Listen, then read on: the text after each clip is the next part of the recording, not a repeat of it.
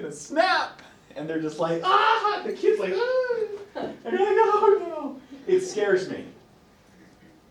It scares me because that little head is literally like a bowling ball, and it's very scary. And I'm thinking, oh. And then when you have them, what do they do? Where do they hold them? Their ribs. You can, again, injure that. That's why I'm like, don't do that. I'm one of those individuals who's like, no, don't do that. And they look at me like, what are you? And they're like, And I'm like, well, if you keep doing that, I'll call Child Protective Services. And they're like, wow, that just escalated to there. I said, it did. Pretty quickly. But one of the things is that 2 months. 2 months of gestation, it takes up, what, half the body length. But overall, as adults, our heads are about what? 1/8 of our body. So again, all of this right here, very important. Super important. For my 111 class, I asked them, and what happened this past Sunday? What's going on? Super Bowl, right? And I'm all for sports. I love sports, everything else, but I'm one of those individuals where I'm always about safety. We always look at traumatic brain injury. So traumatic brain injury is, and I'll ask this question, how many as a young child, or if you remember, how many have ever blacked out after falling off the back of the truck, or falling off a horse, or falling off something, or even off a tree?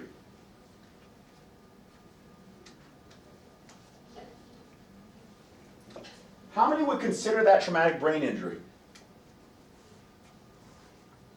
It is. Because one, you had a slight concussion. And that's the danger. For little kids, when I worked with child abuse cases, one of the big things we always came across is, and you have individuals that will try to claim that their child fell off a bed or everything else, and they're like, oh, it's fine, they're resilient, they bounce back. And I said, that doesn't look like a kid that fell off a bed. It's vigorously shaken, everything else. And I said, don't you? But again, individuals, believe it or not, will still utilize that as their means of an excuse. So this is how, when you look at here, you notice that one, there is a change in process. There is a change in growth rate. So within that, you have individuals from 2 months all the way into age 25. And then you have male.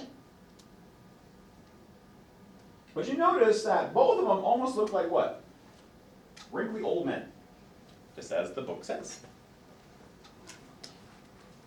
Going to male, 25 years, and all the way through. So now, the influence on growth. So within that, our genes interact with the environment that we're in. Say, for example, if you grew up in a very stressful environment, what's going to happen to your heart rate? Will it go up, or will it kind of just even out? It will go up consistently because it's highly stressed, right? Yeah. So within that, it impacts children in regards to their well-being. In addition to that, well-fed and well-cared children will grow what? Taller. Why? Why do you think?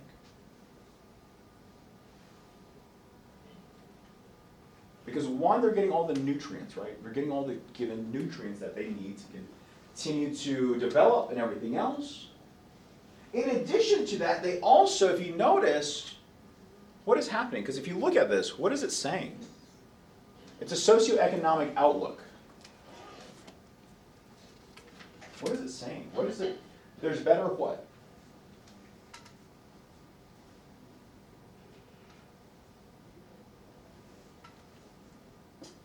So again, it's saying that one. What's that? Stability? There's better stability, right? We see that. We see that one. Say, for example, I used to work with domestic violence a lot. And so within domestic violence, I used to transport a lot of victims to shelters. And one of the things that we came across and that I came across is a lot of them are being transported, and these are individuals, these are a lot of times women who are being transported with all their children and being taken to another environment. How many would believe that that's stressful? Yeah. I'll give you an example. So years and years ago, I used to transport victims all the way into Shiprock and everything else. So as I was going along, there was a child that one was strapped behind me, and I love my car. I call her Georgina. A little tiny car, Georgina. That's her name. That's my baby. So Georgina, one of the things is, as we were going along, the child was strapped right behind me. There was another child right there, and the mother was sitting right here, and I was driving, obviously, because nobody drives my car. That's my car. So I was going along, and as we're going, there was a young child, I was saying, right behind me, just screaming. Now imagine the worst curdling scream ever. And I'm like, oh my gosh. I'm just driving, like thinking, okay, mindfulness. Coping techniques. What coping techniques do I have in this moment? How can I separate myself from this moment and focus on the road so that I'm not distracted? It wasn't working. So this child was just screaming. Brother's sitting right next to them. Mom, mom, mom, mom, mom, mom, mom, mom, mom, mom, mom, mom, mom, mom, where are we going? Mom, where are we going? Mom, where are we going? Mom, where are we going? Mom, mom, where are we going? Mom, where are we going? Where are we going? Mom, mom, mom, mom. And I'm thinking, breathe. Just breathe. And we're going along. And at some point, the mother, what do you think their frame of mind is? What do you think their frame of mind is at that moment?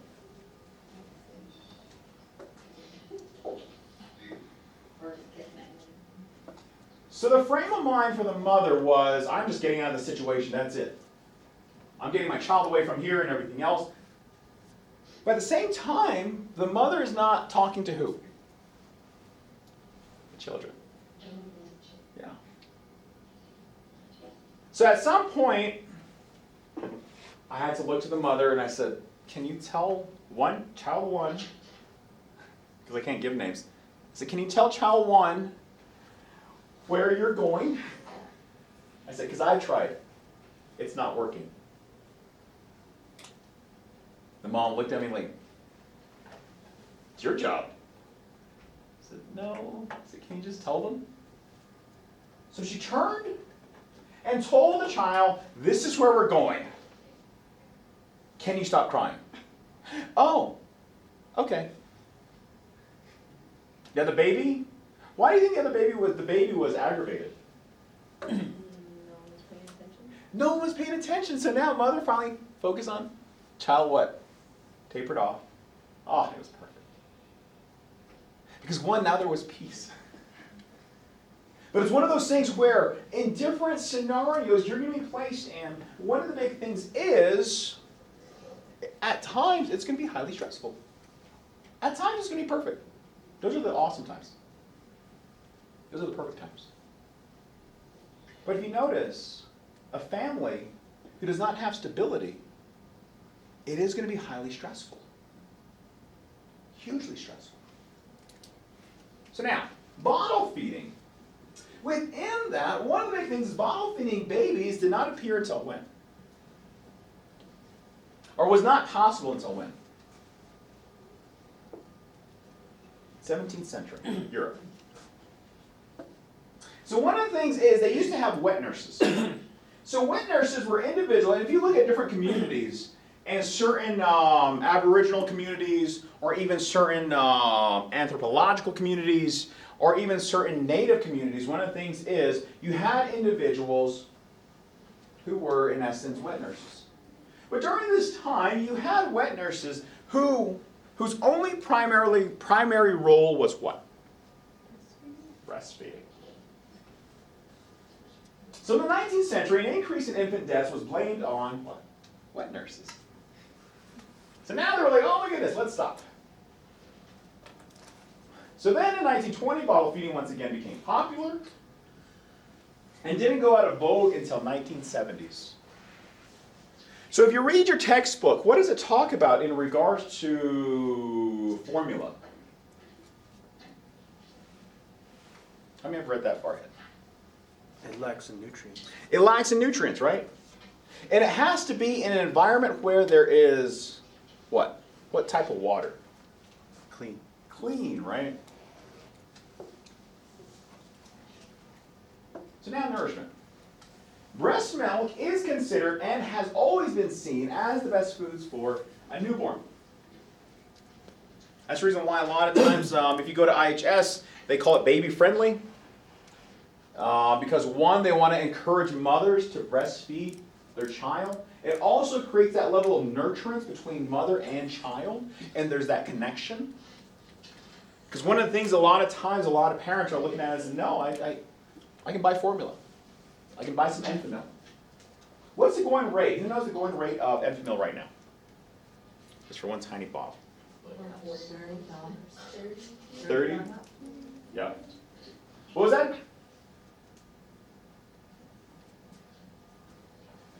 So again, when you look at it, you have how many, and that's one of the things is when I used to work with schools, I used to come across individuals, babies having babies. So what do you think I mean by that? What do you think I mean by babies having babies?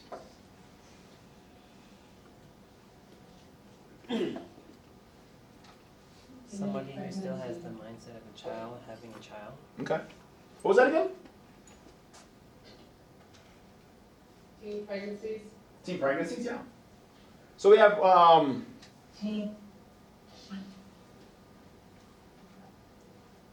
so one of the things is, as we look, and I've come across actual mothers and grandparents who are so proud of their child having a relationship in middle school. And they're like, oh my gosh, yes, we love it. We met them already, and we met their family. And I'm thinking, they're in middle school. And you know what? Maybe it might grow into something good. And I'm thinking, you're in middle school. The reason why is the youngest I came across was an 8-year-old who had a baby. So within that, that's scary.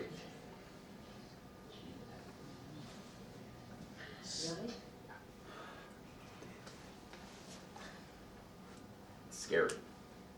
Because one, that's a baby.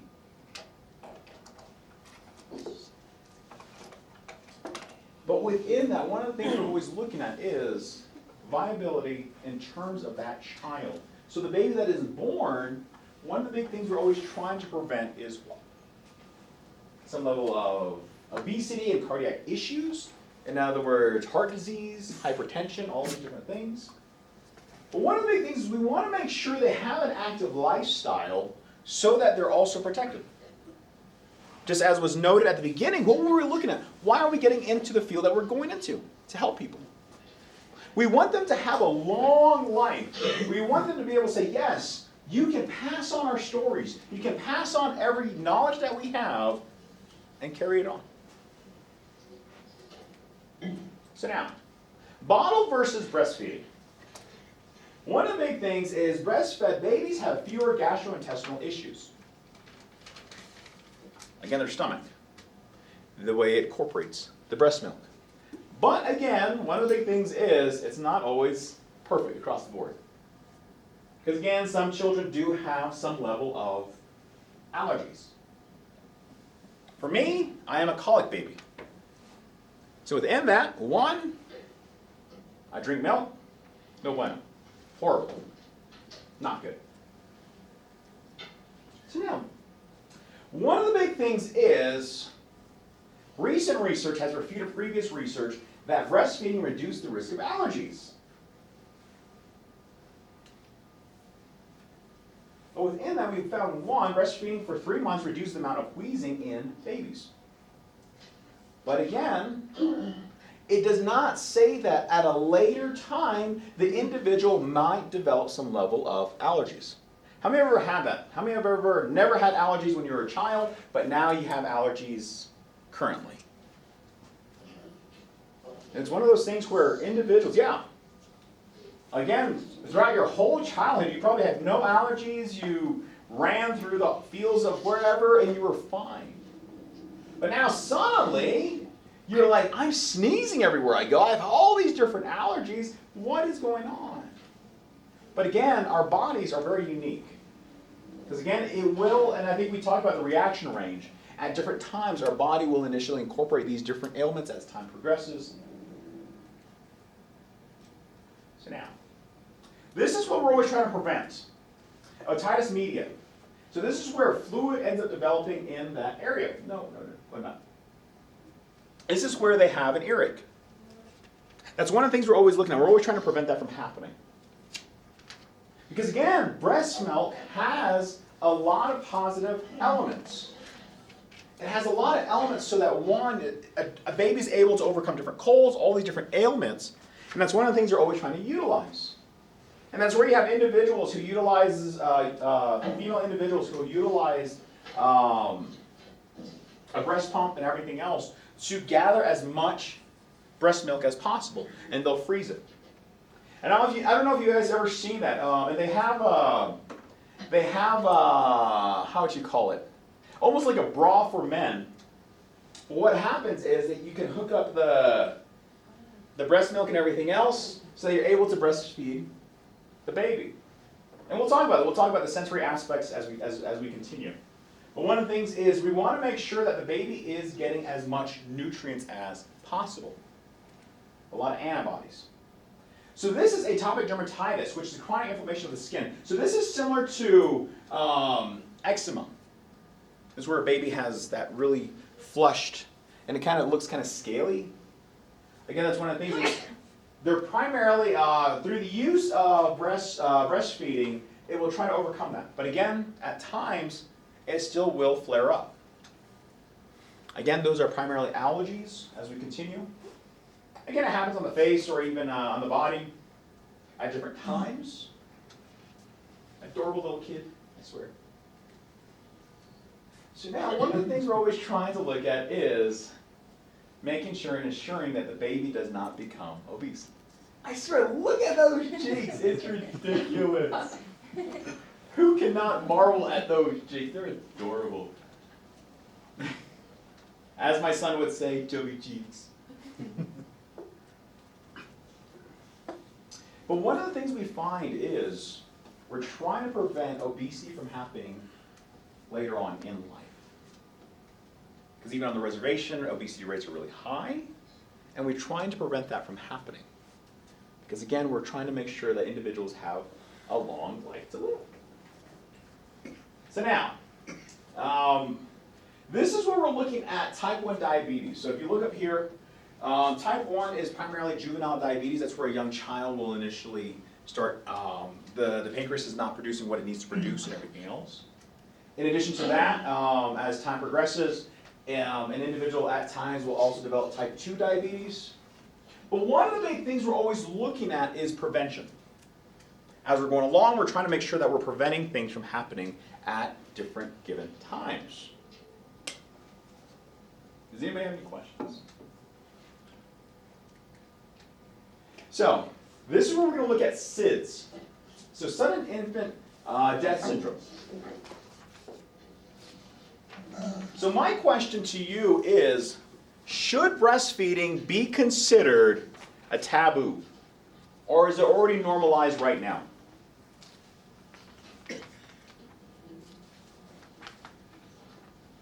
What do you think? Breastfeeding should be normal. Should be normal, okay.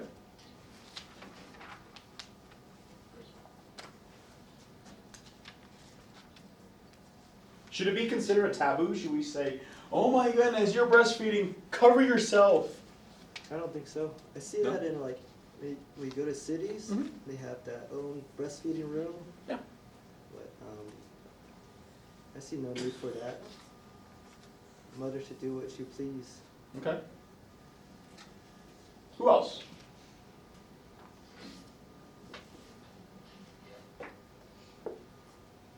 Because believe it or not, there is strong debate over this. Very strong debate. That's the reason why I'm asking you. There is very strong debate over this.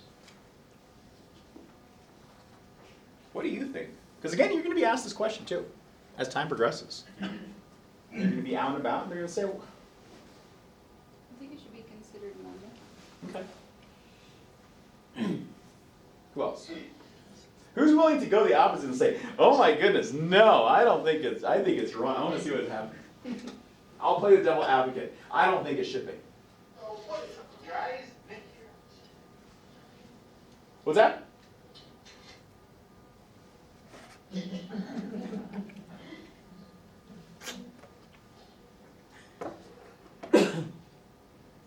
So why? Why should it be normalized?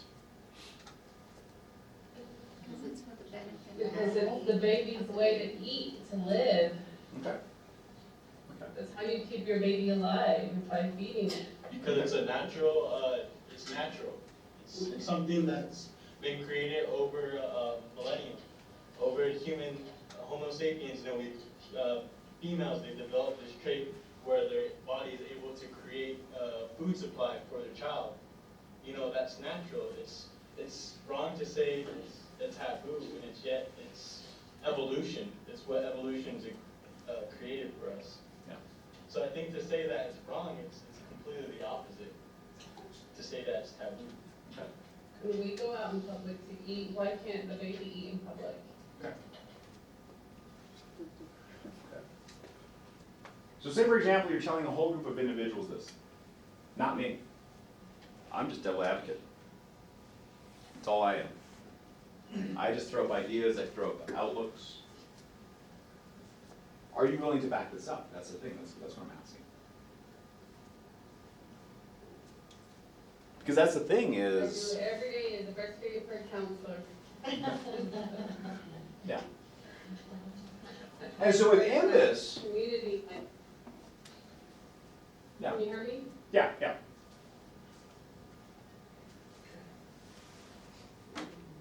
So that's your position. Listening, or are you gonna? So what I'm asking, because again, that's one of the things is I'm asking the question of, because we can say that, I'm educated, and that's my only defense. The reason why I'm saying this, why would this be considered normal?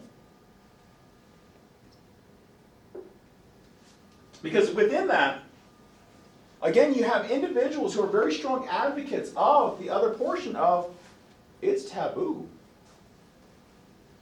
How many are able to tell grandpa and grandma and convince grandpa and grandma that it's okay? Right? Because one of the things is, as we're coming along, we're able to become more accepting.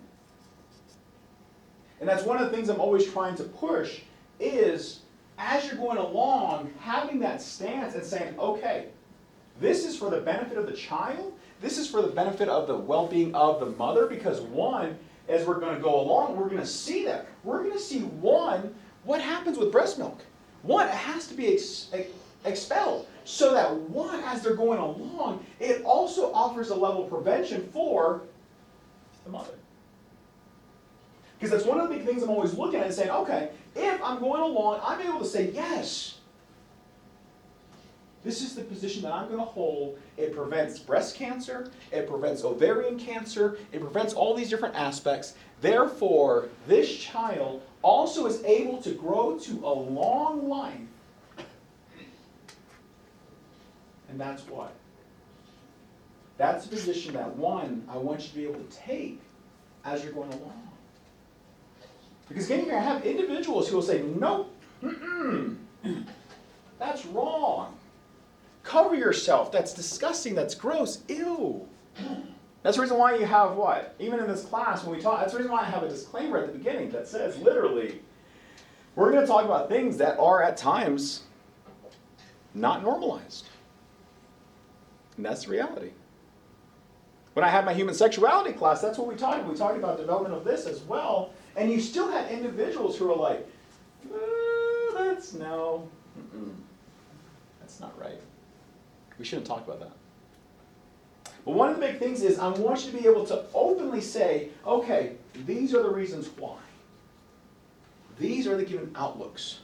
This is my fact-finding effort, and these are the things, and these are the possibilities, and these is what I'm trying to do, is I'm trying to promote growth. Longevity for the child. Longevity for our future. Longevity so that we're able to say, yes, this individual is going to grow up and have a bright future. So now, women who breastfeed are less likely to develop ovarian cancer. So you have here an ovarian tumor as well as an ovarian cyst. So again, that's one of the big things is as you're going along, that's what you're educating on. You're able to say, yes, these are the given outlooks. This is where you're going to talk to, and again, when I work with kids and I work with teenagers, they look at this outlook of this and they're looking at like, ew, I don't want to breastfeed my own baby. That's gross. Because again, when I'm working with schools, a lot of times you have a lot of teen mothers who are what? They're not properly shown. These are the different avenues. These are risk factors. These are things that we're talking about. Because again, yes.